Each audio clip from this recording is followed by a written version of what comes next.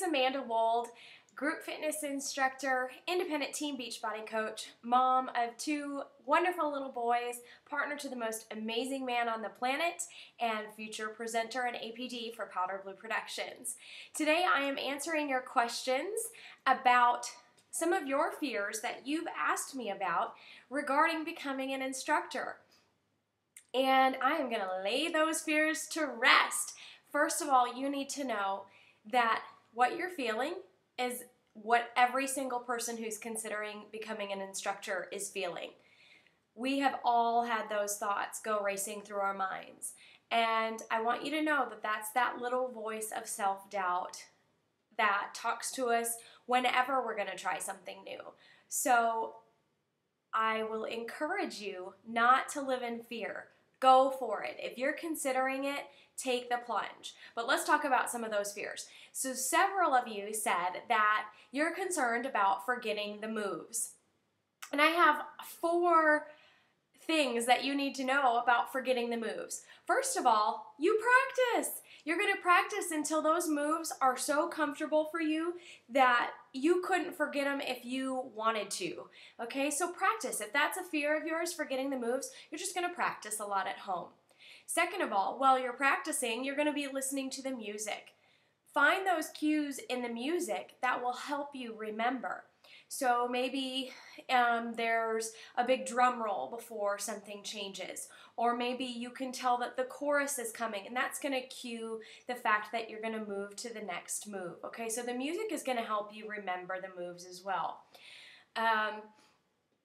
Then your third little trick of the trade is, depending on whatever format you're teaching, you're going to have a go-to move. So for example, if you're teaching a hustle and you're forgetting what comes next, you're going to have a go-to move. For one of my friends, it's the Dorothy, where you pick up those heels, right? For me, it's, I don't know if I want to tell you. Now you're going to know when I forget. Mine's a step touch, and not the aerobic step touch. I'm still going to make it look hustle, but just a little bit of a hustle step touch. And you can have people hold that until you think of what comes next. If you're smiling and you're talking and you're step touching, nobody's going to know that that's not what you're supposed to be doing. Your mind might be racing, but everybody in class thinks, oh, we're step touching now. Nobody knows what's going through your head. You're the instructor. As soon as you put on the mic, everybody believes that everything you say and everything you do is perfect and on purpose, whether it is or not. Okay, so you'll have your go-to move. Maybe in turbo kick, it's a speed bag, right? Or maybe it's a speed bag and a zigzag. You can do that until the cows come home, until that brain works for you. You can also have people hold a pattern, like a step touch, and then go into the next thing, my next little cheat, as far as forgetting the moves, which is we have cheat sheets. I have all of my choreography with me every single class that I teach. With Powder Blue, you get choreography notes, you get your music, you get a DVD of the moves, and you get the written out choreography notes. I take them with me. It doesn't matter how many times I've taught a specific dance, a turbo round, or a pile lesson. I always have my choreography notes with me just in case my brain goes blank. And I have that usually sitting at the front of the room. I talked to one of my students yesterday. I said, you never noticed that that was there? She said, no. And I said, well, I look at it all the time. So you can have them hold, say, that step touch. And if you're just totally blanking, you have them hold. What happens for me is I walk up closer to the mirror. I take a little bit look down at my choreography notes. Usually I know roughly where I'm at. So I take a look down and I'll see the words double bob and weave with a Roman.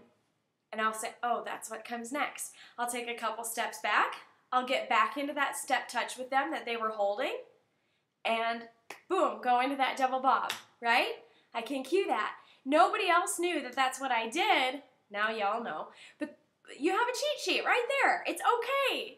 You don't have to remember everything. At the end of the day, or bottom line, everybody knows that you're human, because you are. So no worries about forgetting the moves. And trust me, I've forgotten completely and didn't have my choreography notes. And then you know what? You smile and you laugh and you're like, I'm so sorry. You know, we're gonna go do something else, or give me a second. And everybody will smile and laugh. They'll get a sip of water. They'll come back to you, and they'll love you even more because you're human. Okay, so that's enough. No more worrying about forgetting the moves. It's going to happen. It's inevitable, but it's okay. It's not the end of the world. Second question that comes up a lot is, I don't think I'm physically fit enough to be an instructor. And I just got to tell you, you're wrong. You're absolutely 100% wrong. In every class, you should be modifying the moves and showing the modifications. And if you don't think you're physically fit enough, or you're not strong enough yet, show the modification, show the advanced version 1 or 2 times, and then you personally can go back to the modified level or the mid-level and stay there. Because those people that are fit enough or want to do that advanced level, they're going to do it. They're going to see it, they're going to do it, and they'll stick with it once you show them. And then you can go back to that modified level. But the second thing about being fit enough is, until you become an instructor, you're just not going to be able to get to that level that it takes to talk and work out and do all of those things at the same time. And once you do it, it happens fast. So don't think that at all. Nobody is going to judge you, I promise. People are going to connect with you even more if you look like them and encourage them. And they'll say, wow, look, she can do it, and she's the instructor, and she's just like me. Because believe me, I don't have the lowest percentage of body fat. I'm not the skinniest girl. I'm just fit enough to go ahead and be an instructor. It's okay. So please don't let that stop you. I promise you, you are fit enough. If you have the desire to be an instructor, do it. Okay, so the next question that I've been asked several times, and that was on the list, was, how do you keep your energy up? And the only answer I have for that is, well, there's 2 things. 1, get enough sleep. Sleep is going to become important to you as you start having 2 classes a day every day. You really do need 7 to 8 hours of sleep. So that's always important. Even if you're not an instructor, you should be getting 7 or 8 hours of sleep. Second, adrenaline plays a big factor in how us instructors have enough energy. Remember, you've got a room full of people looking at you, hoping that you don't forget the moves, that you're fit enough, and you're just, that heart is going, you're excited. I promise you, adrenaline is a big key factor in having enough energy. You'll get it through, I promise, and you'll be so amazed when you finish at how much energy you have left. Okay, the next question, cueing. That's going to get, you're going to get a lot of information on that when you go to your instructor trainings. So if it's not something you're comfortable with yet, go to an instructor training. We're going to train you on the basics of how to cue, and just like remembering the moves, you're going to practice cueing. And there's all kinds of tricks of the trade that I could tell you about, but I won't now because this video is already getting long. If you want to know, ask me more later, or maybe I'll make another video if there's enough interest on cueing. But cueing is something you're going to learn at your instructor training, and you're going to go back and you're going to practice it, and that will get easier too. Okay, I think there's only one last question, and that was a very advanced question.